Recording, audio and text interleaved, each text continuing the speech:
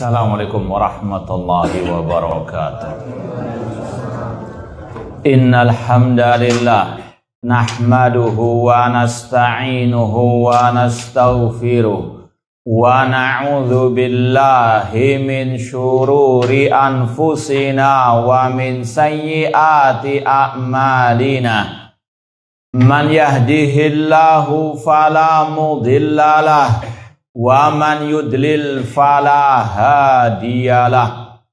Ashhadu an la ilaha illallah wahdahu la syarikalah wa ashhadu anna Muhammadan abduhu wa rasuluh. Ya ayyuhalladzina amanu taqullaha haqqa tuqatih wa la tamutunna illa wa antum muslimun.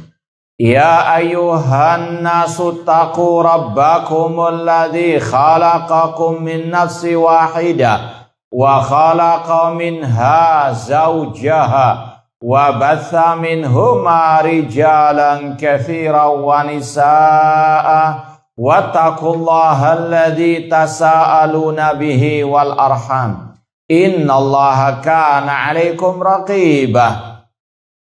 Ya ayyuhalladzina amanu taqullaha wa qulu qawlan sadida yuslih lakum a'malakum wa yaghfir lakum dhunubakum wa may yuti'illaha wa rasulahu faqad faza fawzan 'azima.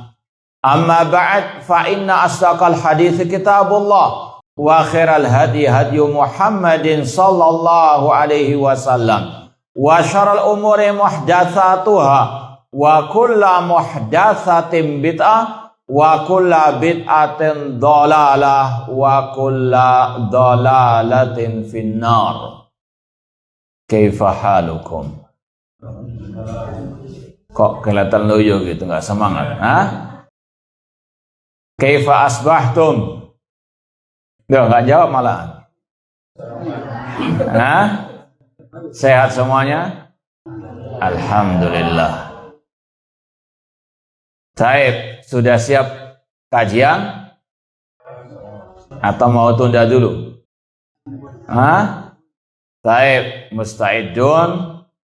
Al-hadis al-hadi asyar. Ya, alhamdulillah, segala puji bagi Allah Subhanahu wa taala yang mempertemukan kita kembali dalam kajian kitab Bahjatu Qulubil Abrar atau mendulang faedah dari kalimat nubuwah oleh Fadilatul Syekh Al-Allamah Abdurrahman As-Sa'di rahimahullah ta'ala.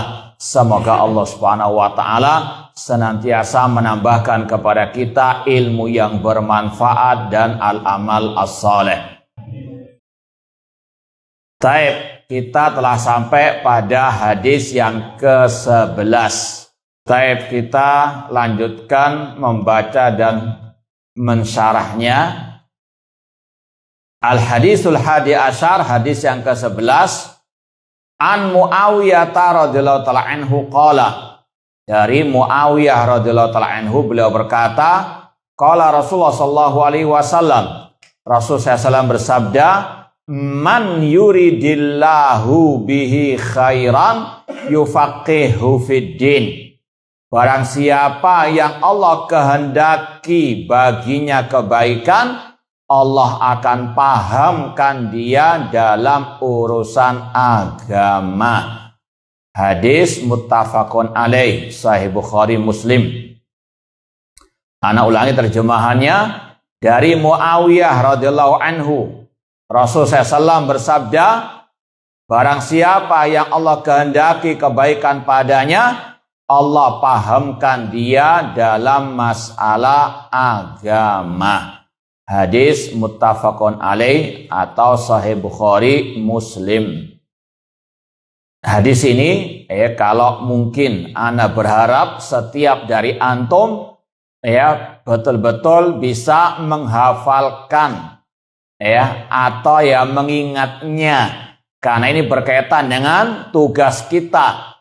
Berkaitan dengan kewajiban kita untuk selalu thalabul ilmi, dan untuk ini menjadi motivasi bagi kita sampai akhir hayat kita, yaitu untuk terus thalabu al-ilmi. Kata Imam Ahmad, atlubul ilma minal mahdi ilal lahad. Aku belajar ilmu agama dari mulai kecil sampai aku mau masuk liang lahat.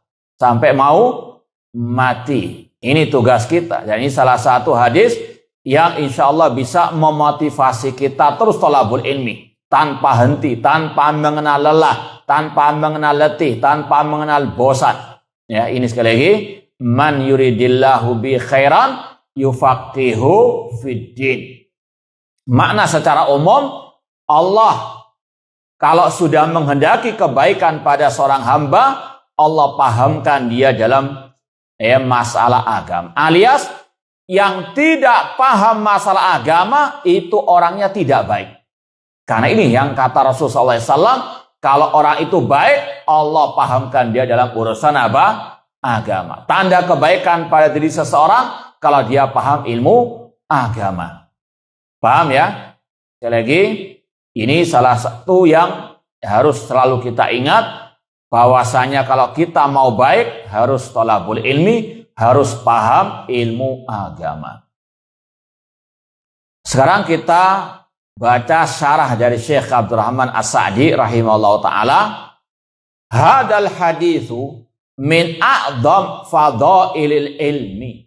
Hadis ini merupakan hadis yang sangat amat agung, yang menjelaskan tentang keagungan, keutamaan menuntut ilmu agama. Sekali lagi, hadis ini seperti yang kita sampaikan, sangat amat luar biasa untuk kita memotivasi diri dalam thalabul ilmi. Karena keutamaan yang luar biasa. Kebaikan dunia akhirat tidak mungkin kita bisa raih tanpa thalabu al-ilmi. Kalau kita mau baik, harus tetap istiqomah dalam thalabu al-ilmi. Meskipun nanti akan kita usahakan sebutkan beberapa adab thalabul ilmi. Namun, ini minimal yang memotivasi kita untuk thalabul ilmi. Masih banyak dalil-dalil tentang keutamaan thalabul ilmi. Bahkan Al-Imam Ibnu Qayyim rahimahullah dalam kitab beliau Miftah dari Sa'adah menyebutkan kalau tidak salah lebih dari 130 atau 50 keutamaan belajar ilmu agama. Ada berapa? Iya, kurang lebih segitu. Mau disebutkan semuanya? Baik. Ini pertanyaan yang insya Allah sebetulnya bagi thalibul ilmi sudah lewat pelajaran ini, ya. Yaitu sebutkan 3 ayat tentang keutamaan thalabul ilmi. Redaksinya kita nggak mau nomornya atau kanan kirinya. Ya, redaksi ayatnya 3 ayat tentang keutamaan thalabul ilmi. Ada yang bisa menjawab? Nah, sebetulnya ini sudah lewat ini awal belajar ilmu sudah tahu apa saja keutamanya, dalilnya. Itu hadisnya tidak ada asalnya, Pak. Bismillah. Kemudian pertanyaannya tentang ayat. Ayat dulu. 3 ayat tentang keutamaan menuntut ilmu agama. Jangan browsing ya. Enggak mau. Mau redaksinya. Nah. Enggak ada. Hah? Dinyang. 3 ayat. Yang hafal 3 ya, jangan nyicil. 6.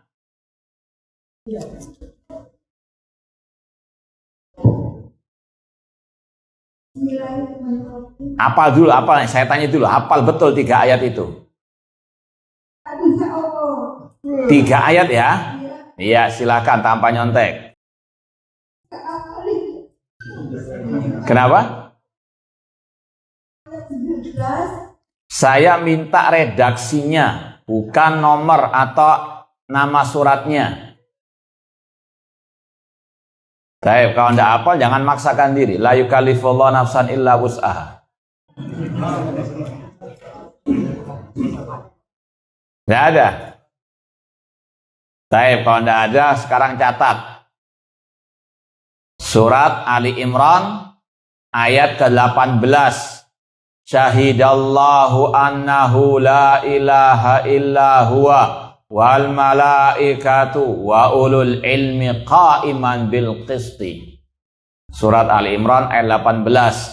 Allah bersaksi bahwasanya tidak ada sesembahan yang hak kecuali Dia dan para malaikat serta ulul ilmi, orang yang berilmu. Surat Ali Imran ayat berapa tadi? Nah, intinya di situ kata Ibnu Qayyim juga. Ini yang disebutkan juga oleh Imam Ibnu Qayyim tadi dalam kitab beliau Miftah dari Sa'adah. Allah menggandengkan para ulama dengan para malaikat. Dalam ayat ini tidak ada yang disebut dari kalangan manusia kecuali para ulama atau yang diberi ilmu atau yang belajar ilmu agama.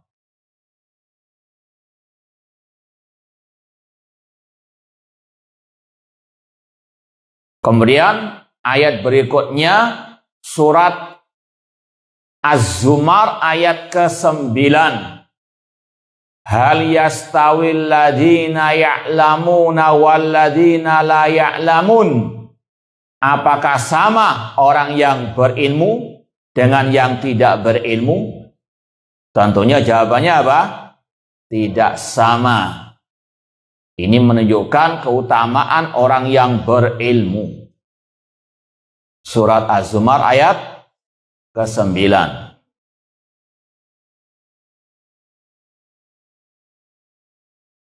Kemudian yang berikutnya surat Al-Mujadilah ayat ke-11.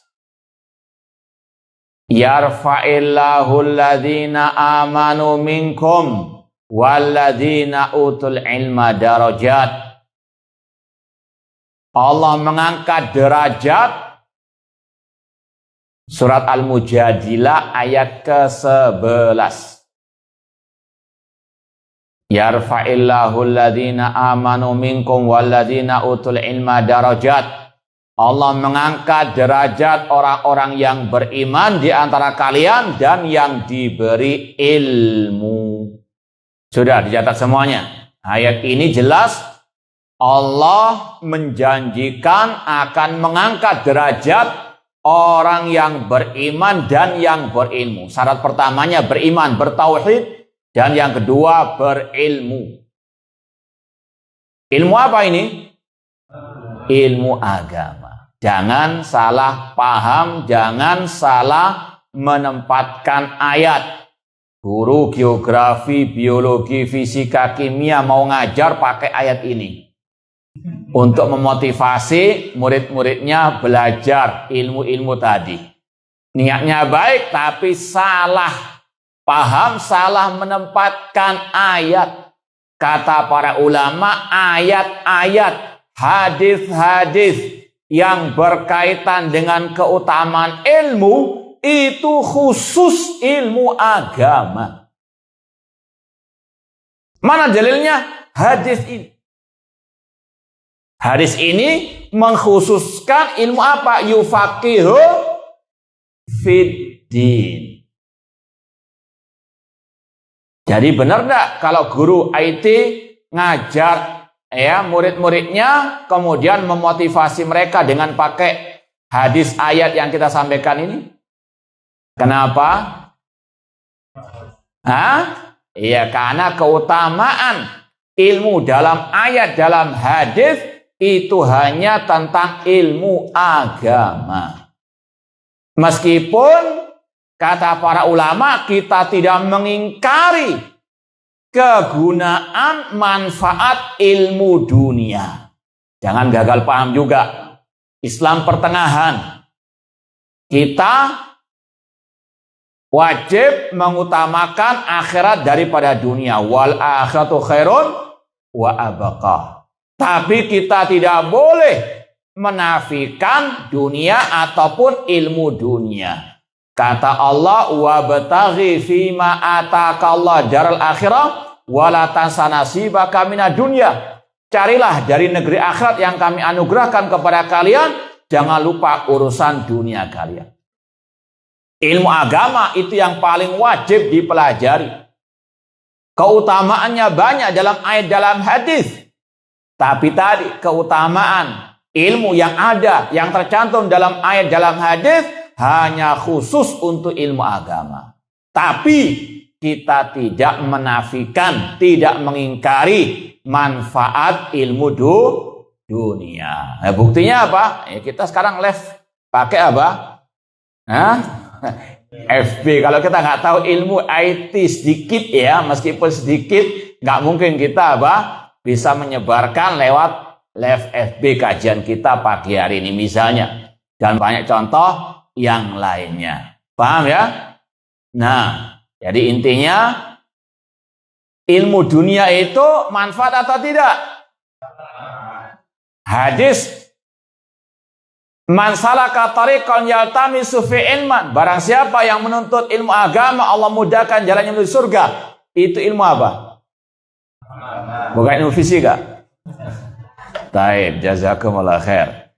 Jadi tempatkan satu pada tempatnya. Taib, itu ayat yang Allah katakan yang terakhir tadi, Al-Mujadilah 11, Allah akan mengangkat derajat orang yang beriman, yang bertauhid, dan yang berilmu.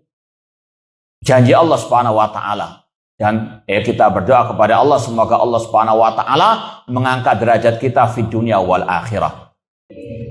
Kalau kita mau diangkat derajat Allah Subhanahu wa taala, ini salah satu kiatnya, jalannya dengan terus talabul ilmi, belajar ilmu agama, tentunya dengan ikhlas karena Allah Subhanahu wa taala dan ittiba kepada sunnah Rasulullah sallallahu alaihi wasallam. Dan sudah kita sampaikan dari awal, yang dinamakan ilmu agama, ilmu yang berdasarkan qala Allah, firman Allah, qala Rasul, sabda Rasul, dan berdasarkan ucapan para sahabat, para salafus saleh. Ini yang dikatakan juga oleh Imam Ibnu Qayyim rahimahullah, al-ilmu ma qala Allah wa qala Rasul wa qala sahabat. Ilmu yang dimaksud di sini adalah firman Allah, sabda Rasul, dan ucapan para sahabat Ar-Rasul SAW. Imam Asy-Syafi'i rahimahullah mengatakan, al-ilmu maqala fihi haddatsana. Yang dinamakan ilmu itu yang ada kata-kata haddatsana, menceritakan kepada kami, meriwayatkan kepada kami, artinya yang berdasarkan dalil, di antaranya hadis Rasulullah sallallahu alaihi wasallam. Ilmu itu bukan sekedar retorika yang indah.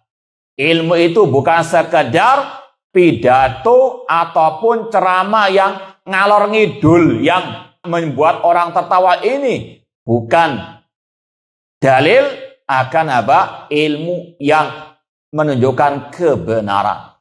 Ya, sekali lagi, ukuran kebenaran yang berdasarkan qala Allah wa qala Ar-Rasul sallallahu alaihi wasallam. Insyaallah akan kita sebutkan nanti pada adab talabul ilmi, insyaallah taala. Sekarang pertanyaan berikutnya. Sebutkan satu hadis yang menjelaskan paling tidak ada 4 keutamaan belajar ilmu agama. Satu hadis, namun isinya tentang minimal ada 4 keutamaan talabul ilmi. Hadisnya satu redaksi, namun keutamaannya banyak. Nah, ada yang hafal enggak? Awalnya sudah kita sebut tadi, man salaka. Kalau enggak hafal enggak apa-apa, kita enggak maksa kok. Orang ibadah apapun kalau nggak mampu, gugur kewajiban, jangan maksa-maksa. Ini kita mau, Sekedar membangunkan saja yang mungkin hafal. Kalau nggak hafal ya sudah. Nah, ya. Ya, tolong dipahami pertanyaannya dulu. Satu redaksi hadis, namun mencakup minimal 4 keutamaan. Keutamaan menuntut ilmu agama. Ada, sekali lagi ada satu hadis yang redaksinya itu satu redaksi, namun mencakup ya lebih dari 3 atau mungkin 4 keutamaan menuntut ilmu agama. Tidak ada. Yakin ya, paham pertanyaannya ya. Sekali lagi pahami pertanyaan dulu, baru dijawab. Sebutkan satu redaksi hadis yang mencakup langsung ya minimal tadi 4 keutamaan menuntut ilmu agama. Nah, silakan kalau yang hafal, kalau yang nggak hafal, Ustaz, ini coba ya. Silakan. Yang masalah katorikotun itu. Silakan dulu. Iya, katanya mau nyoba. Katorikotun ya tamisu bihi ilman. Kalau wahu lahu bihi torikon ilal jannati. Lanjut. Kan belum ada 4 keutamaan, cuma 1. Oleh ilmi faridotun ala kulli muslim. Mohon maaf, masih belum sampai jawabannya. Ya, tafadhol. Man salaka tariqan yaltamisu fihi ilman sahalallahu ila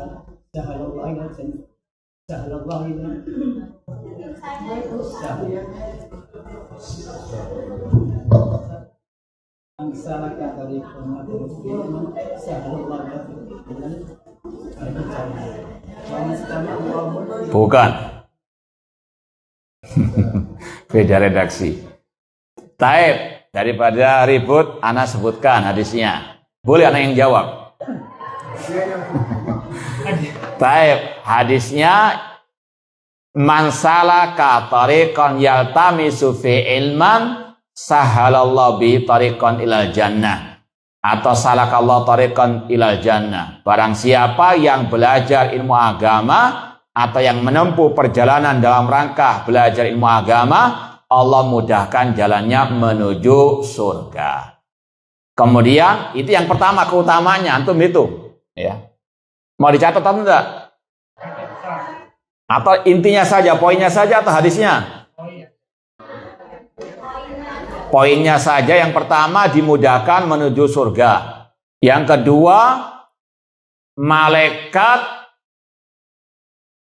ridho terhadap penuntut ilmu agama. Wa innal malaikata la tadau ajnihataha ridhan bi talibil ilmi bima yasna'u. Kata Rasul SAW, ini sekali lagi satu redaksi hadis, ya, bukan riwayatnya berbeda. Satu riwayat hadis, namun menggabung banyak keutamaan menuntut ilmu agama. Sesungguhnya malaikat itu meletakkan sayap mereka karena ridho terhadap penuntut ilmu dengan apa yang diperbuatnya. Malaikat ridho dengan talibu al-ilmi. Kemudian keutamaan yang ketiga, semua makhluk memohonkan ampun kepada Allah untuk penuntut ilmu agama. Wa innal alima la yastaghfiru lahu man fis samawati wa man fil ardi hatta al-hitan fi jawfil ma. Kata Rasul, sesungguhnya semua penduduk langit, penduduk bumi memohonkan ampun kepada Allah untuk orang alim atau talibul ilmi, penuntut ilmu agama, sampai ikan di dalam lautan juga mohonkan. Berapa jumlah ikan di laut? Nah itu semuanya memohonkan ampun kepada Allah untuk para penuntut ilmu agama atau yang paham ilmu agama. Sudah ada berapa itu? Ketiga. Yang keempat, masih lanjutan hadisnya. Wa inna fadlal alimi alal abidi kafadil qamar ala sairil kawakib. Dan sesungguhnya keutamaan orang alim dibandingkan orang yang ahli ibadah. Sesungguhnya keutamaan orang alim jika dibandingkan dengan ahli ibadah seperti keutamaan bulan dibandingkan semua bintang-bintang. Atau kalau mau diringkas tadi, seorang alim seperti rembulan atau seperti bulan yang terang benderang atau yang terang benderang menyinari. Antum kalau lihat di langit ada bulan, ada bintang, mana yang lebih terang? Yakin? Ayo. Itu yang dikatakan oleh Rasulullah SAW. Yang kelima, yang terakhir dari redaksi hadis ini yang masyhur juga hadisnya, wa innal ulama warasatul anbiya. Sesungguhnya para ulama adalah pewaris para nabi. Jadi ini keutamaan yang kelima dari thalabul ilmi. Orang yang belajar ilmu agama itu mewarisi Nabi Shallallahu Alaihi Wasallam. Thalibul ilmi itu pewaris Nabi Shallallahu Alaihi Wasallam. Keutamaan yang luar biasa. Wa innal ulama warasatul anbiya. Sesungguhnya para ulama pewaris para nabi. Wa innal anbiya lam yuwarithu dinaran wala dirhama. Dan para nabi tidak mewariskan dirham maupun dinar, walakin yuwarisul ilma. Namun para nabi mewariskan ilmu. Pertanyaannya, ilmu apa? Ini juga kata para ulama sebagai dalil. Setiap ayat, setiap hadis yang berisi keutamaan ilmu, itu ilmu agama. Wa innama yuwarisul ilma. Para nabi mewariskan ilmu agama. Ya, bukan ilmu dunia. Meskipun sekali lagi apa catatannya tadi? Tanpa mengingkari keutamaan ilmu dunia. Dan dari sini pula kata para ulama, ilmu yang ada keutamaannya ilmu yang Rasul ajarkan. Sebagaimana kata Imam Syafi'i tadi, yang namanya ilmu yang bermanfaat, yang dinamakan ilmu agama, yang ada kata-kata haddatsana, menceritakan kepada kami, yaitu maksudnya ada riwayat, ada hadis, ada dalilnya. Paham? Bukan orang yang ceramah ngalor ngidul, bukan orang yang pinter pidato namun kosong dari dalil. Tidak paham qala Allah wa qala Rasul sallallahu. Paham tuh? Paham? Maka dari sini yang dimaksud ilmu agama yang wajib dipelajari, thalabul ilmi faridatun ala kulli muslimin, itu ilmu yang diwariskan oleh Nabi SAW. Bukan ilmu kalam, ilmu filsafat, bukan ilmu tasawuf atau yang semisal dengannya, namun ilmu yang berdasarkan qala Allah wa qala Rasul sallallahu alaihi wasallam. Dan dari hadis ini pula kita tahu yang dinamakan ulama yang sebenarnya itu yang warasatul anbiya, yang mewarisi ilmunya Nabi, yang dalilnya itu qala Rasul, qala Nabi sallallahu alaihi wasallam. Bukan kata Aristoteles, Toples atau yang lainnya. Bukan apa kata saya, tidak, namun berdasarkan qala Rasul sallallahu alaihi wasallam. Yang dinamakan ulama itu ukurannya yang betul-betul mewarisi ilmunya Nabi. Yang ceramahnya, tulisannya, postingannya itu berdasarkan qala Rasul sallallahu alaihi wasallam. Bukan yang paling banyak followernya, yang paling banyak pengikutnya. Bukan itu ukurannya. Al ulama kata Rasul warasatul anbiya, yang akidahnya mengikuti akidah Nabi, yang manhaj dakwanya mengikuti manhaj dakwah Nabi, dakwah kepada at-tauhid, seperti yang sudah kita sampaikan pada hadis yang ke-10 kemarin. Paham ya? Jadi itu 5 keutamaan thalabul ilmi, belajar ilmu agama berdasarkan satu redaksi hadis tadi. Kalau antum mau tambah dengan 3 ayat tadi jadi 8. Ya. Ini antum gabung sendiri. Yang pertama, Allah apa itu? Menggandingkan dengan penyebutan para malaikat. Yang kedua, tidak sama yang berilmu dengan yang tidak berilmu. Yang ketiga, Allah angkat derajat orang yang berilmu. Ditambah 5, sudah ada 8. Ini kalau mau disebut lagi, mau tambah lagi enggak? Nah, apa cukup? Cukup sudah. Nanti ada 100 lebih tadi tuh.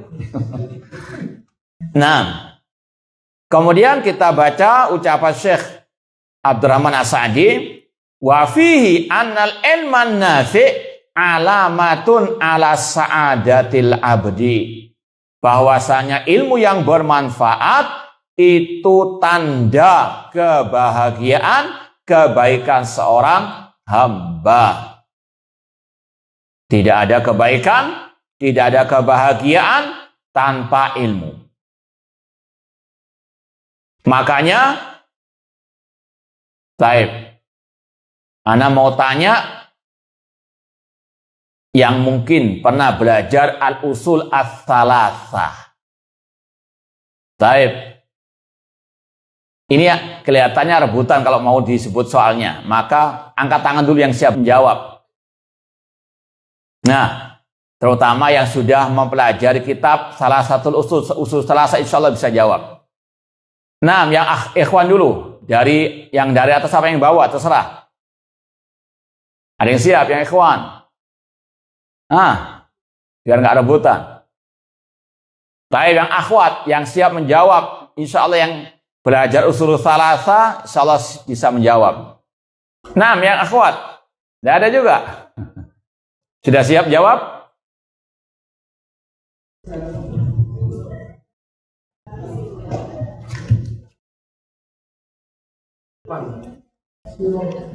Ya, sebutkan 4 hal yang wajib dipelajari. Awal sekali kitab usul tsalatsa. I'lam rahimakallah annahu yajib alaina ta'allumu arba'i masail. Kata Imam Syekhul Islam Muhammad bin Abdul Wahhab rahimahullah, ketahuilah semoga Allah merahmatimu bahwa wajib belajar 4 hal. Apa 4 hal itu? Silakan jawab, Bu.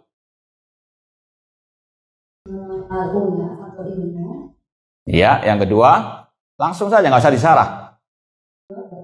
Iya. Iya. Iya, ahsanti barakallah. Gampang kan?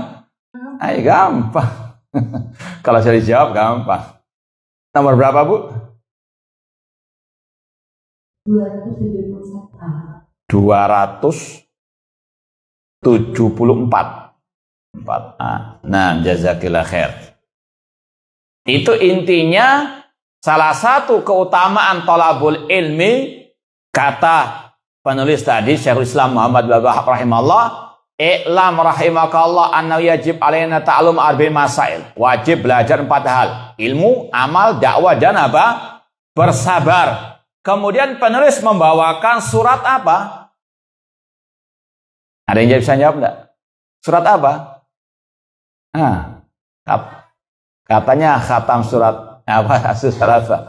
Surat Al-Asr, wal asri innal insana lafi khusrin illal ladina amanu wa amilus salihati wa tawasaw bil haq wa tawasaw as-sabr. Demi masa sesungguhnya manusia dalam keadaan merugi. Intinya di sini, semua manusia dalam keadaan merugi illal ladina amanu, kecuali orang beriman dan beramal saleh, wa tawasaw bil haq wa tawasaw bis sabr. Imam Ibnu Qayyim rahimahullah dalam kitab Miftah Daris Sa'adah menyebutkan surat ini sebagai dalil tentang keutamaan ilmu, yaitu bahwasanya orang itu nggak akan merugi kalau dia memahami kebenaran atau dia paham ilmu agama. Karena nggak mungkin beriman, beramal saleh, wa tawasaw bil haq wa tawasaw bis sabr, kecuali sebelumnya sudah Nah itu surat Al-Asr juga sebagai dalil keutamaan belajar ilmu agama, karena sekali lagi nggak mungkin orang itu bisa beriman yang sebenarnya, beramal saleh, wa tawasaw bil haq wa tawasaw bis sabr, kecuali apa? Berilmu. Dan itu ya kesimpulan juga Syekhul Islam Muhammad bin Abdul Wahhab tadi, ilmu, amal, dakwah, dan apa? Bersabar. Dalilnya al-asr. Mana ilmu? Itu tadi. Karena tidak mungkin beriman, beramal saleh kecuali dengan apa? Ilmu. Itu salah satu apa? Dalil yang disampaikan juga oleh Imam Ibnu Qayyim rahimahullah tentang keutamaan ilmu. Dan ini yang disampaikan tadi. Ilmu yang bermanfaat, tanda kebaikan, kebahagiaan seorang hamba. Orang itu nggak akan merugi kalau dia paham ilmu. Wa an Allah arada bi khairan, dan bahwasanya Allah menghendaki kebaikan pada orang tersebut. Baik. Hadis ini juga ada faedah yang lain tentang penetapan sifat iradah, kehendak bagi Allah Subhanahu wa taala. Kemudian kata Syekh, wal fiqhu fid din yashmalu al fiqha fi usulil iman. Kata-kata yufaqihu. Fikih istilahnya. Fikih itu pemahaman. Ya, kalau secara bahasa fikih itu artinya pemahaman. Yufaqihu, Allah pahamkan dia. Maka secara istilah ulama, ilmu fikih dalam Islam itu ada dua. Al-fiqhul akbar dan al-fiqhul asghar. Fikih yang besar dan fikih yang kecil. Ini pertanyaan agak sulit memang. Cuma ada apa-apa kita sampaikan, barangkali ada yang paham. Sebutkan ucapan seorang ulama yang menyebut dua istilah tadi. Mumpung masih ada hadiahnya ini. Sebutkan salah satu nama ulama yang menyebutkan dua istilah tadi. Ada fikih al-akbar dan fikih al-asghar. Tidak ada yang wow. Emang ya kita maklum, yang mudah saja sulit dijawab. Hah? Ada yang jawab?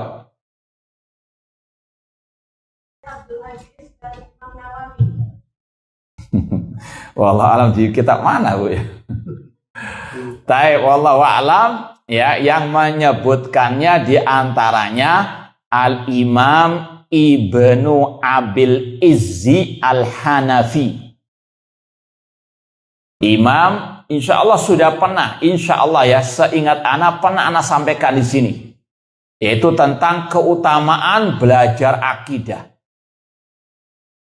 Imam Ibnu Abil Izzi Al-Hanafi dalam kitab beliau Syarah Aqidah Thahawiyah. Bahkan di awal Syarah Aqidah Thahawiyah, Imam Ibnu Abil Izzi Al-Hanafi, insya Allah yang hidup di abad-abad ke-9 Hijriah rahimahullah ta'ala, beliau mengatakan, fa innahu lamma kana ilmu usuluddin asyrafal ulum it syaraful ilmi bi syarafil ma'lum. Coba antum ingat-ingat, pernah tidak mendengar ucapan ini? Kata beliau, sesungguhnya ilmu tentang usuluddin, prinsip agama alias akidah, itu termasuk ilmu yang paling mulia. Karena kemuliaan suatu ilmu tergantung kepada kandungan ilmu tersebut. Anak tanya dulu, kelihatannya ingat dikit-dikit enggak ucapan ini? Atau enggak pernah sama sekali? Hah? Pernah insya Allah ya? Taib. Mau ditulis? Taib, ditulis dulu tadi. Berkata Imam Ibnu Abil Izzi Al-Hanafi. Berkata Al-Imam atau Imam Ibnu Abil Izzi Al-Hanafi rahimahullah. Sudah? Sesungguhnya ilmu tentang usuluddin, kasih garis miring atau garing atau tanda kurung akidah, ya, usuluddin alias akidah. Sesungguhnya ilmu tentang usuluddin atau ilmu usuluddin atau akidah adalah semulia-mulia ilmu. Fa innahu lamma kana ilmu usuluddin asyrafal ulum. Sesungguhnya ilmu usuluddin atau tentang usuluddin atau akidah adalah ilmu yang paling mulia. Karena kemuliaan suatu ilmu,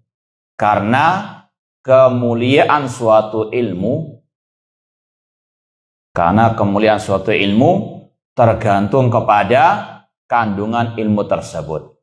Karena keutamaan apa tadi? Suatu ilmu tergantung kepada kandungan ilmu tersebut. Kemudian intinya, lanjutannya, wahuwa fiqhul akbar, dan ini dinamakan fikih yang paling besar. Wahuwa al-fiqhu al-akbar binisbati ila fiqhil furu'. Dan ini adalah fikih yang paling apa? Besar dibandingkan dengan fikih dalam cabang agama. Sudah ditulis?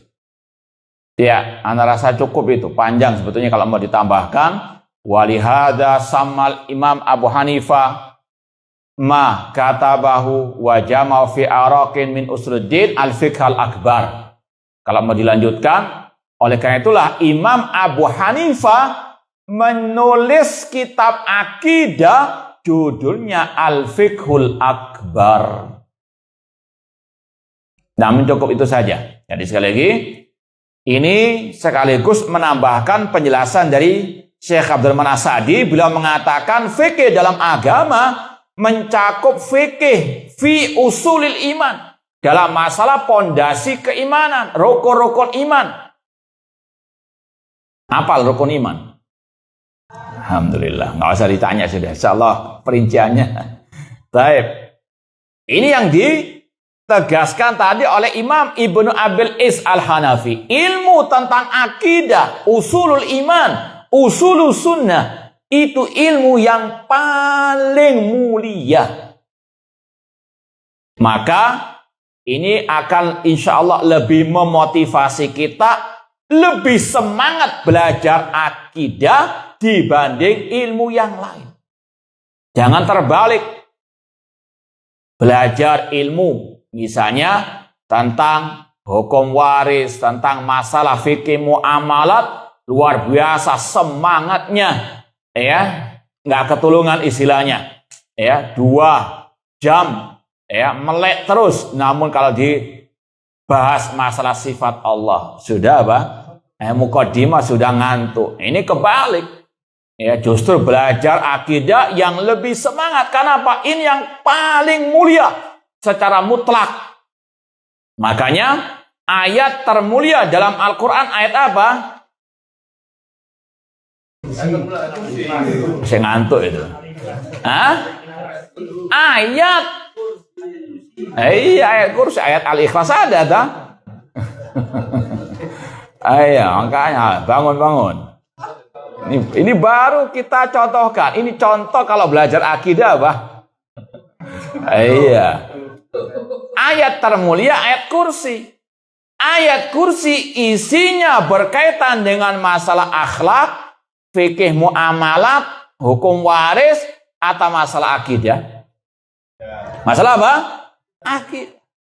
Ini sekali lagi, seorang muslimah wajib meyakini ilmu yang termulia, ilmu tentang akidah. Maka dari situ wajib dia apa? Lebih bersemangat dalam belajar ilmu akidah. Dan ini yang pula ditegaskan oleh Imam Al-Lalikai yang hidup di abad ke-5 Hijriah, yang juga mazhabnya dalam masalah fikih mazhab Syafi'i. Kalau tadi mazhab Hanafi, Al-Hanafi. Sekarang Imam Al-Lalikai Asy-Syafi'i rahimahullah, di awal kitab akidah beliau, Syarh Ushul I'tiqad Ahlussunnah wal Jamaah, beliau mengatakan fa inna aujaba ma'alal mar'i ma'rifatu usuluddin wa ma kallafallahu bi'ibadahu min fahmi tauhidi wa sifati. Kata siapa ini? Imam Al-Lalikai Asy-Syafi'i. Al-Lalikai, ya.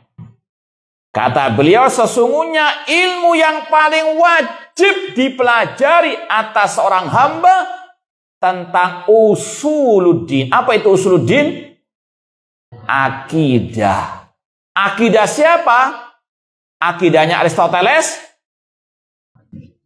Karena di fakultas-fakultas atau mungkin di sekolah-sekolah Islam, kadang yang dinamakan usuluddin itu ilmu kalam, ilmu filsafat. Bukan ini yang dimaksud oleh para ulama Ahlussunnah ketika menyebut usuluddin. Usuluddin adalah apa tadi yang berdasarkan qala Allah wa qala akidah Al-Quran dan Sunnah Rasulullah SAW. Saya ulangi lagi ucapan Imam Lalikai. Sesungguhnya yang paling wajib dipelajari oleh seorang hamba ilmu usuluddin dan apa yang Allah wajibkan kepadanya dari memahami tauhid dan tentang sifat-sifat Allah. Anak ulang, pertanyaannya, apa ilmu yang paling wajib dan yang paling mulia untuk dipelajari? Ilmu usuluddin atau usulul sunnah, usulul iman. Baik. Kemudian ilmu fikih juga mencakup syara'il Islam wal ahkam. Syariat Islam, masalah fikih salat, fikih zakat, fikih Ramadan, fikih haji. Wa haqa'iqil ihsan. Demikian pula tentang masalah al-ihsan. Nanti akan disampaikan apa makna itu. Fa inna dina yashmalu thalatha kullaha. Karena agama Islam mencakup 3 hal. Yaitu Islam, iman, dan al-ihsan. Kama fi hadisi Jibril. Seperti dalam hadis Jibril. Lama sa'alan Nabi SAW anil iman wal Islam wal ihsan. Makanya hadis itu dinamakan apa?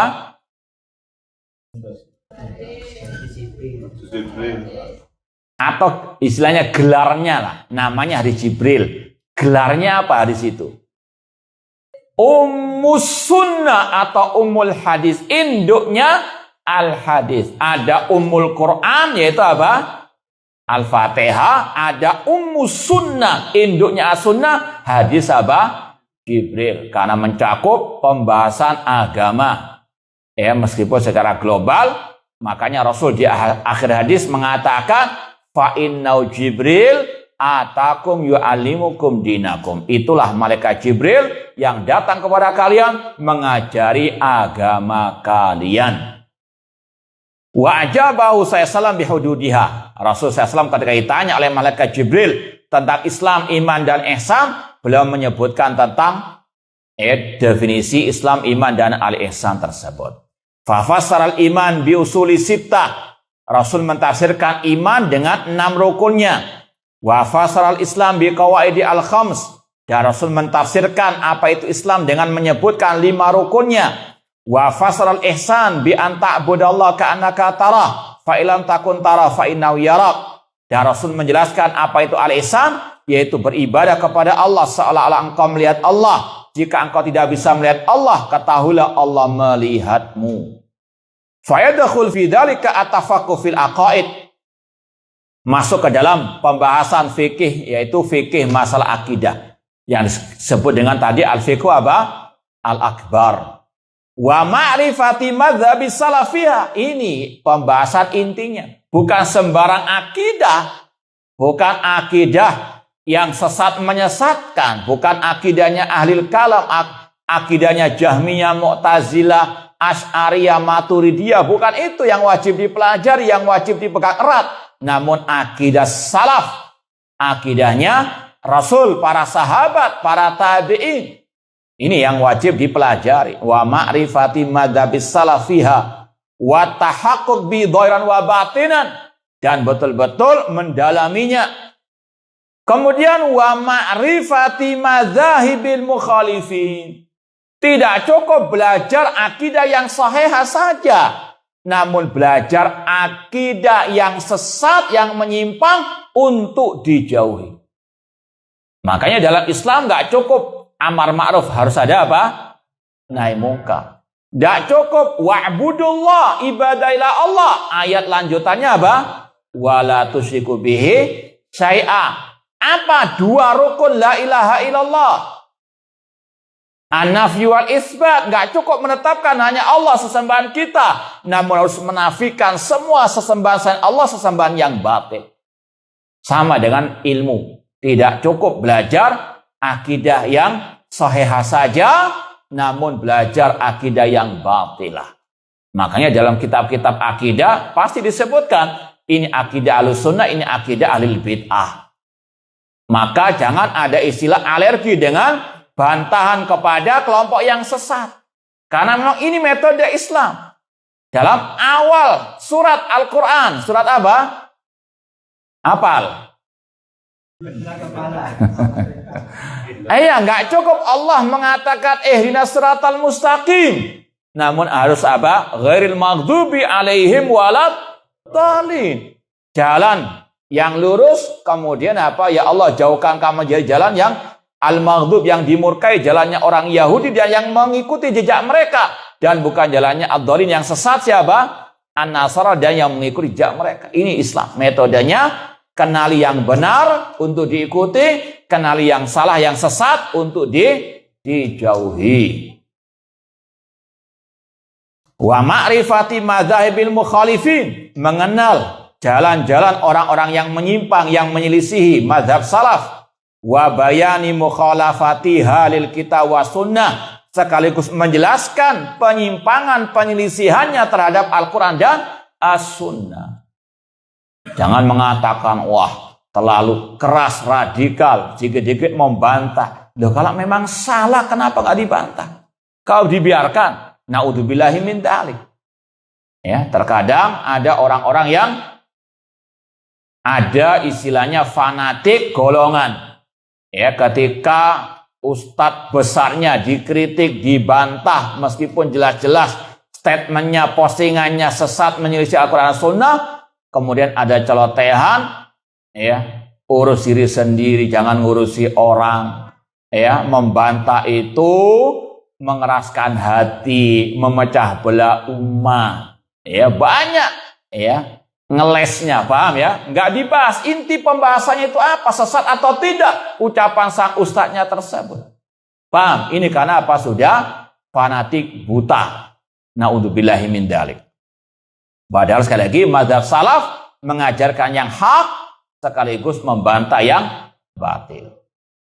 Wa dakhala fi dzalik ilmul fiqh, masuk ke dalam pembahasan yufaqihu fiddin, ilmu fikih, ya, usuli wa furu'ihi, usul fikih ataupun masalah fikih salat tadi, zakat dan seterusnya. Ahkamil ibadat, hukum-hukum ibadah, wal muamalah wal jinayat wa ghairiha. Artinya udkhulu fi silmi kafah, masuklah ke dalam Islam secara totalitas. Belajar agama itu juga totalitas. Belajar akidah itu yang memang utama, yang prioritas utama, namun tidak mengesampingkan pembahasan agama yang lain. Ya, belajar masalah tafsir, masalah hadis, masalah fikih, muamalah, ya, terutama yang wajib-wajib. Kalau akidah itu wajib semuanya, nggak ada yang nggak wajib, karena berkaitan dengan tadi usuluddin. Belajar tentang sifat Allah, nggak ada yang nggak wajib, wajib. Ya, beda dengan fikih haji. Orang nggak wajib belajar fikih haji kalau dia memang belum waktunya berangkat apa? Kalau dia mau belajar ya silahkan, ya monggo. Cuma nggak wajib. Makanya Imam Ahmad ketika menjelaskan hadis thalabul ilmi faridatun ala kulli muslimin, belajar ilmu agama itu wajib bagi setiap muslim, yaitu yang berkaitan dengan kewajiban-kewajiban yang Allah bebankan kepada perorangan. Orang yang kaya, miliarder misalnya, dia wajib belajar masalah zakat. Adapun yang fuqara, untuk makan sehari saja masih gali lubang tutup lubang, nggak ada kewajiban dia belajar masalah apa? Zakat. Paham ya? Beda dengan masalah akidah. Orang kaya wajib belajar masalah apa? Akidah, tauhid rububiyah, uluhiyah dan asma wa sifat. Ini pentingnya ilmu apa? Al-aqidah. Paham tuh?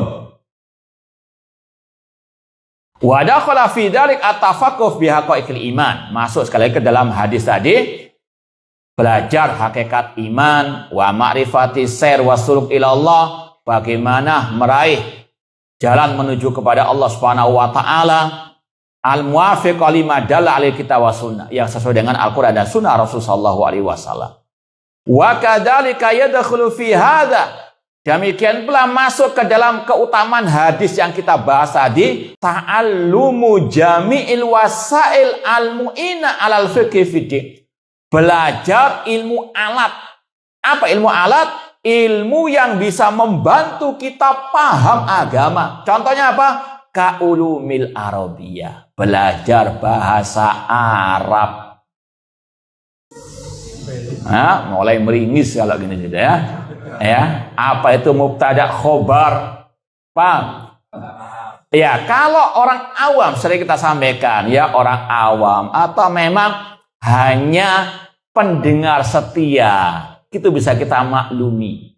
Namun yang kita nggak bisa maklumi, yang merupakan aib, kalau ada ustadz penceramah, jadwal terbangnya luar biasa banyak, namun nggak bisa bahasa Arab, na'udzubillahi min dzalik.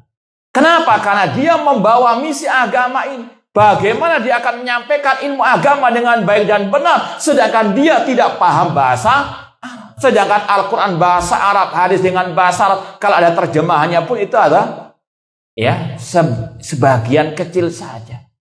Bahkan pembahasan yang paling utama dalam Islam, pembahasan apa? Yang paling utama tauhid baru dibahas. Akidah nggak terlepas dari pembahasan bahasa Arab. Coba antum tes ya, kalau ada ustadz ya nggak bisa bahasa Arab, coba tanya i'rab la ilaha illallah. Apa i'rab itu? Ya. Baik, ini pembahasan yang paling ya utama dalam Islam. Syahadat la ilaha illallah itu nggak luput dari pembahasan bahasa Arab, i'rab misalnya. Contoh ya, apa arti la ilaha illallah itu? Bahasa Arabnya apa? Bahasa Arabnya arti la ilaha illallah. Bahasa Arabnya apa? Artinya la ma'buda bihaqqin illallah. Itu dibahas oleh para ulama dalam sisi bahasa Arab. Kenapa muncul kata-kata bihaqqin? Paham? Ya, karena itu khabar la ala fi'lil jinsi. Paham ya? Iya. Ini butuh pemaham bahasa meskipun sebetulnya itu pelajaran yang nggak terlalu mendalam betul sebetulnya. Ya. Kalau Anda contohkan, insya Allah antum paham sekarang ini, insya Allah Ta'ala. Kan antum sering membaca ayat innallaha ghafurun. Antum pernah nggak baca ayat innallah titik? Nggak ada lanjutannya? Ada nggak? Innallah titik toh. Langsung titik itu. Innallah azizun hakim, innallah ghafur rahim. Pasti ya, setelah inna ada dua kata. Allah ghafurun. Allah harokatnya apa? Fathah, ghafur, dhamma. Ini satu paket sudah. Kalau ada inna, harus ada tadi kata yang pertama Allah. Itu namanya isim inna. Ghafur, khobar inna. Harus dhamma. Paham? Pokoknya kalau setelah inna ada dua kata, paket sudah itu. Nggak bisa dia apa? Ya, diputus, dihilangkan misalnya. Disembunyikan boleh, namun dihilangkan nggak boleh. Paham ya? Jadi sekali lagi setelah inna harus ada apa? Ya, dua kata. Paham? Yang pertama itu fathah, yang kedua apa? Dhamma. Paham?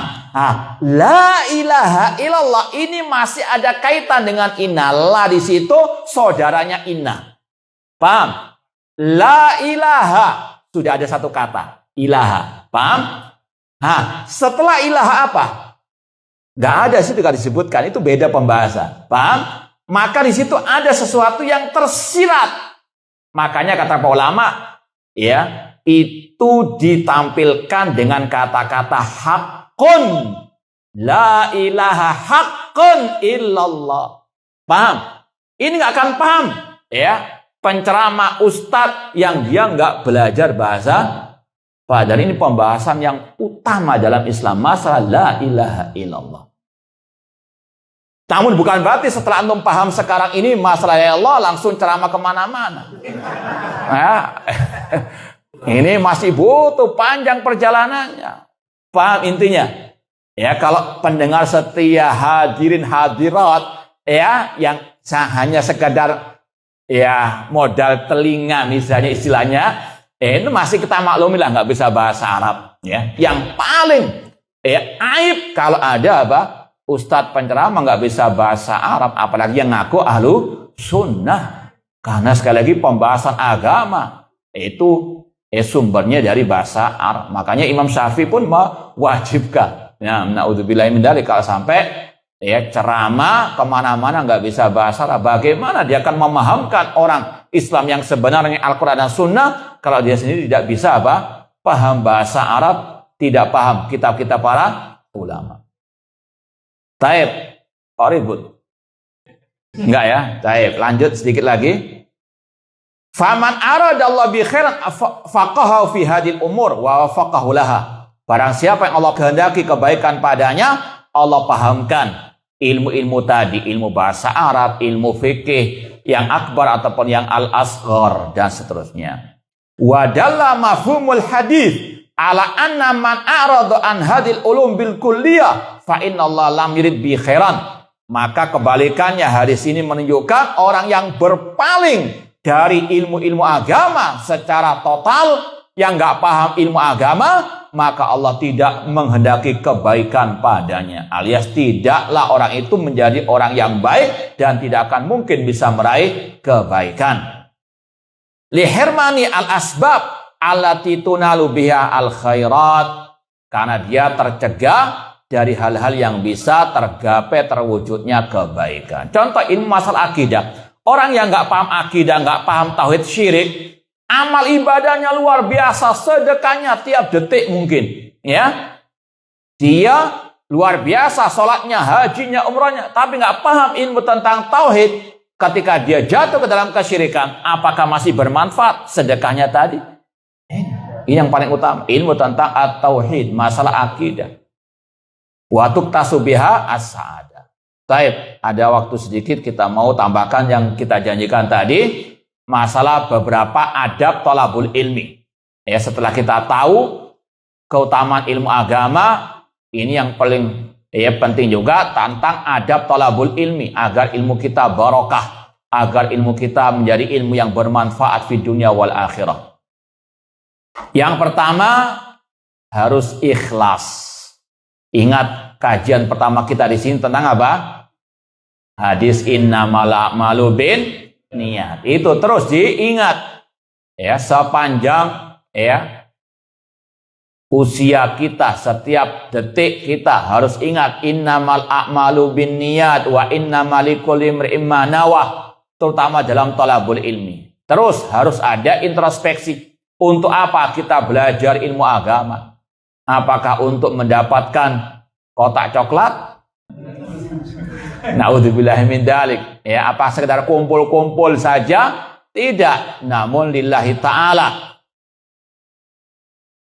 Bahkan Rasul SAW mengancam orang yang niatnya tidak baik dalam thalabul ilmi. Kata Rasul, man ta'allama ilman mimma yubtagha bi wajhillah la yata'allamu illa li gharadin minad dunya lam yajid rihal jannah.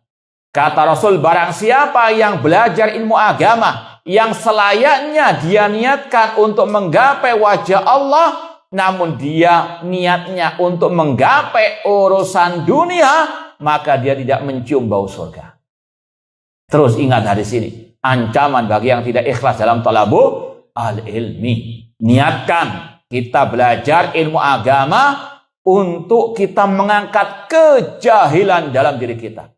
Kata para ulama, apa kiat atau istilahnya kita mengetahui niat kita ikhlas karena Allah dalam thalabul ilmi? Imam Ahmad rahimahullah pernah mengatakan, al-ilmu la yadiluhu syai'un liman sahat niyatu. Ilmu agama itu kedudukannya tidak bisa dibandingkan dengan apapun bagi yang baik niatnya. Kata sebagian orang, kata murid beliau, kaifa salahat niyatu, bagaimana niat itu benar ketika thalabul ilmi? Kata Imam Ahmad, an yanwiya raf'al jahli an nafsihi wa an ghairihi. Niat ikhlas dalam thalabul ilmi itu diantaranya untuk kita mengangkat kejahilan dari diri kita atau dari orang lain. Itu contoh niat apa yang ikhlas. Paham ya? Seperti tadi, jangan niat awalnya hanya untuk mendapat atau mendapat Tapi seandainya antum niatnya sudah ikhlas, di sini dikasih, jangan nolak. Paham? Iya, bedakan antara, memang agak tipis, cuma tadi. Ya. Sekali lagi, bedakan. Seperti tadi, ilmu yang ada keutamaannya dalam Islam, ilmu agama. Namun jangan menafikan pentingnya ilmu apa? Ikhlas, wajib. Namun kalau memang ada hadiah, jangan kalau ditolak pun tidak apa-apa sebetulnya. Masih banyak yang mau. Cuma insya Allah enggak mengurangi niat. Paham ya? Cuma terus introspeksi, innamal a'malu binniyat. Baik. Yang kedua, mengamalkan ilmu yang telah diperoleh. Di antaranya tadi, ilmu tentang keikhlasan. Diamalkan itu, terus diingat. Untuk apa? Ana datang ke majelis ilmu untuk apa? Ana membaca buku untuk apa dan seterusnya. Ini al-ikhlas, wal-ikhlas terus. Ya. Tadi sudah kita sampaikan ilmu. Bahwasanya ilmu yang paling utama tentang akidah, amalkan. Dengan prioritaskan ilmu tentang akidah. Demikian pula seterusnya. Kemudian yang ketiga, as-sabr, bersabar dalam belajar ilmu agama. Tidak bisa sehari 2 hari atau setahun sudah jadi alim ulama. Alim ngelama iya. Sekarang ini naudzubillah min dzalik muncul terutama di Surabaya, luar biasa fenomena alim namun bukan alim ulama, alim ngelama, pura-pura alim. Dan apalagi yang di medsos, naudzubillah min dzalik, caci maki ulama, enggak paham tentang Islam yang sebenarnya, akidah yang sahihah. Naudzubillah min dzalik. Sekali lagi, ini yang menjadi bahan bagi kita. Jadi orang yang alim, yang sekali lagi yang paham ilmu, nggak bisa setahun 2 tahun. Kemudian langsung ceramah, nulis, posting, bahkan membantah lama. Naudzubillah min dzalik. Padahal barang siapa yang memusuhi wali-waliku, aku akan umumkan perang kepadanya. Kata Imam Syafi'i rahimahullah, jika ulama bukan wali Allah, siapa lagi? Wali Allah tersebut. Ini ancaman bagi yang mencaci maki ulama. Masih istilahnya kerucuk sudah apa? Bantah ulama yang naudzubillah mencaci makinya. Dan sekali lagi, ini fenomena-fenomena yang sangat mengerikan di tengah-tengah kita sekarang ini. Tidak sabar dalam belajar ilmu agama, ingin apa? Terkenal, kemudian mencaci maki para ulama. Naudzubillahi min dzalik. Kemudian yang keempat, di antara adab thalabul ilmi, yaitu dengan al-ijtihad, betul-betul bersungguh-sungguh, tekun dan rajin dan terus kontinu. Kalau mau bersungguh-sungguh dan kontinu lah kalau mau singkatnya. Bersungguh-sungguh dan apa? Kontinu, istiqomah. Ada ungkapan yang indah dari Imam Asy-Syafi'i rahimahullah. Ini adab thalabul ilmi dan juga sekaligus kiat meraih ilmu. Kata beliau, ada yang ingat?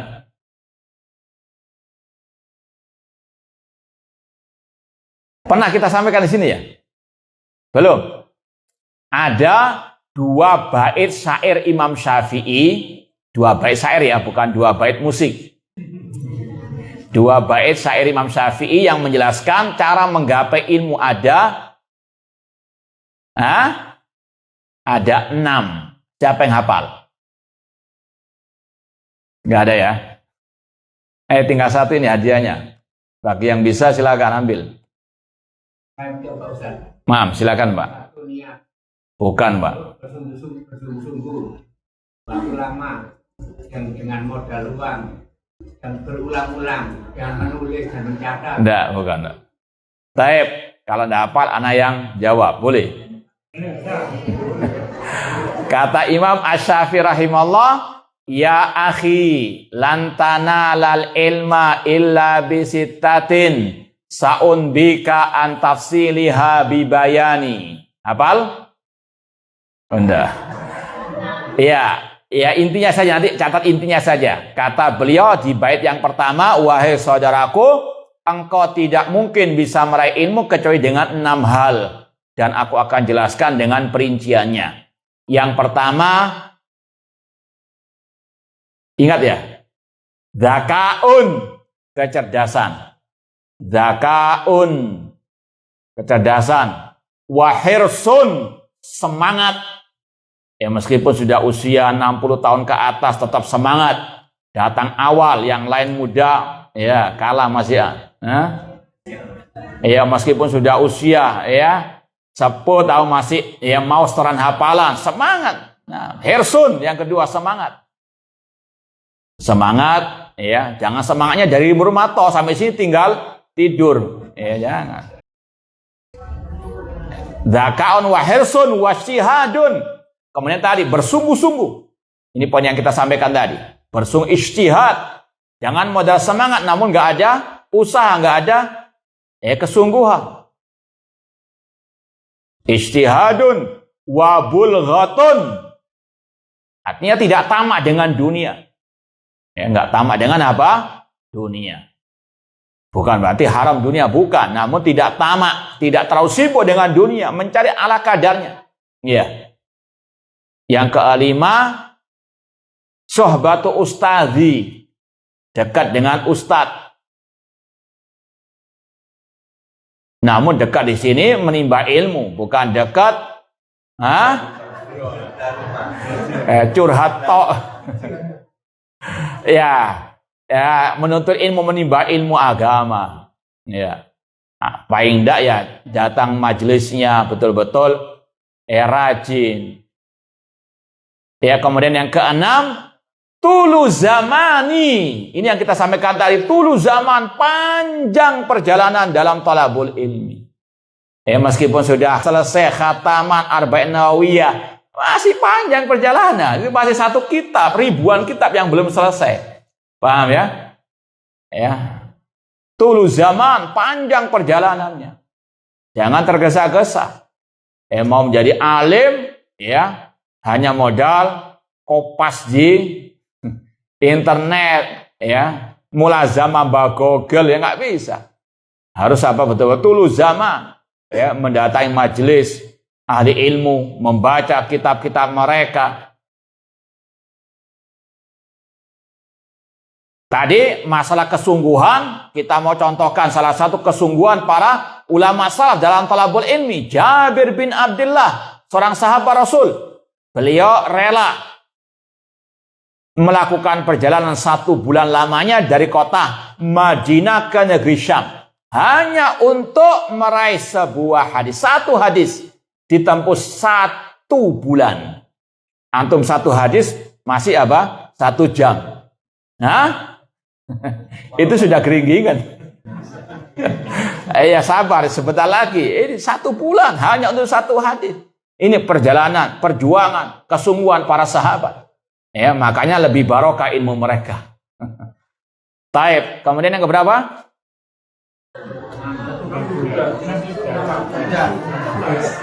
Antum tambahkan terserah sudah, tambah Imam Syafi'i tadi. Ya, yang berikutnya sudah lebih aman. Yang berikutnya terserah antum kasih nomor berapa.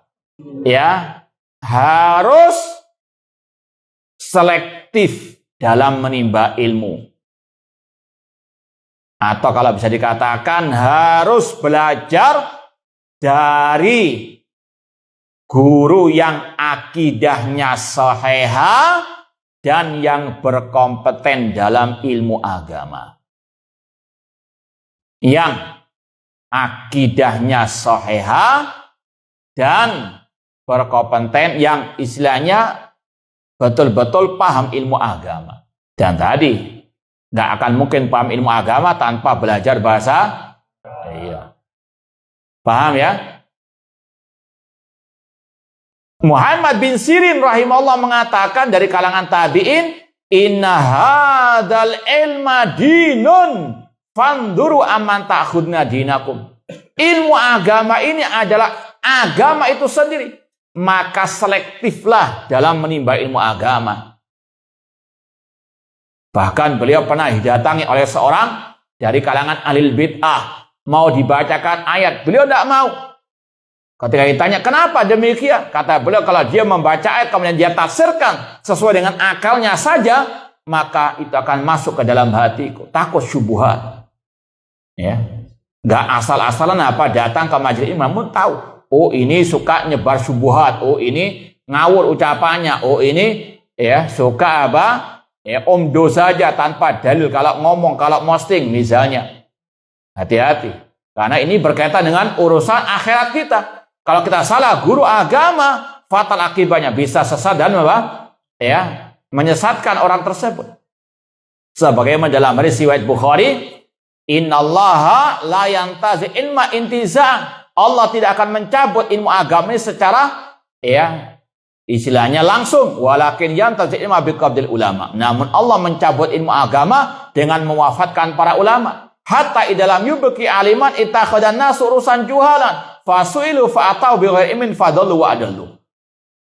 Namun ketika sudah ulama tinggal sedikit atau tidak ada lagi, manusia mengambil tokoh agama mereka dari golongan orang-orang yang jahil, yang bodoh. Ketika ditanya tentang ilmu agama, berfatwa tanpa ilmu, dallu, mereka sesat dan juga apa? Menyesatkan. Kita juga menanggung resikonya. Naudzubillah min dzalik.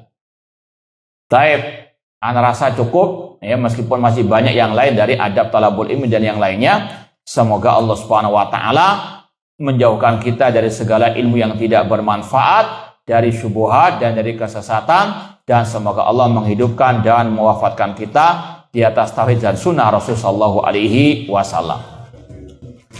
Tutup atau masih ada soal jawab?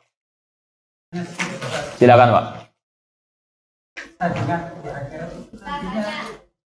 Bentar, yang ikhwan dulu ada yang tanya, silakan, Pak.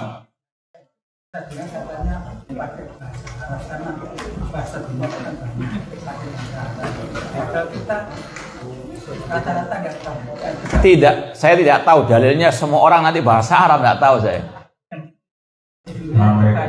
Sebentar Pak, masih belum selesai pertanyaan yang pertama. Ya, silakan Pak. Iya. Oh, di akhirat, iya.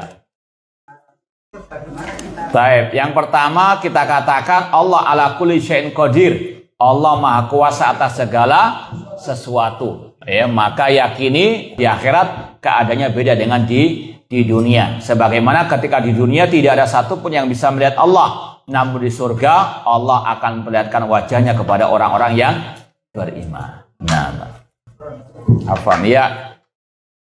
Ini yang sudah masuk di tulisan, kita baca dulu. Hati ibarat wadah, berarti hati harus bersih dulu baru bisa menerima kebenaran, kebaikan. Iya, memang sumbernya dari hati. Makanya Allah mengatakan, kalla barrana ala qulubihim ma kanu yaksibun. Sekali-kali tidak, hati mereka tertutup karena perbuatan mereka. Ini pernah kita bahas dalam tafsir surat Al-Mutaffifin, kajian hari Selasa pada maghrib. Bahwasanya banyak orang yang menolak kebenaran, salah satu sebabnya karena memang kekotoran dalam hatinya. Ya, itu salah satu tanda hatinya tidak baik kalau dia menolak kebenaran. Sebagaimana kata Rasul, al-kibar batal haqi wa ghamtu annas. Taib yang mau tanya lewat mic tadi, Bapak yang di bawah mungkin silakan. Masih ada. Salam wabarakatuh.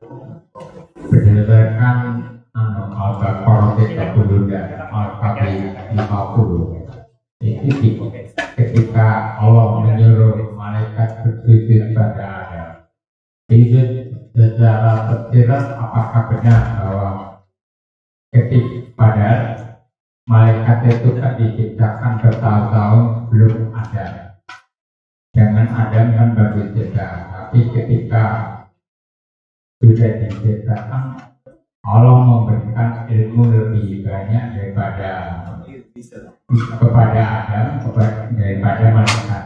Sehingga malaikat dan iblis disuruh bersujud.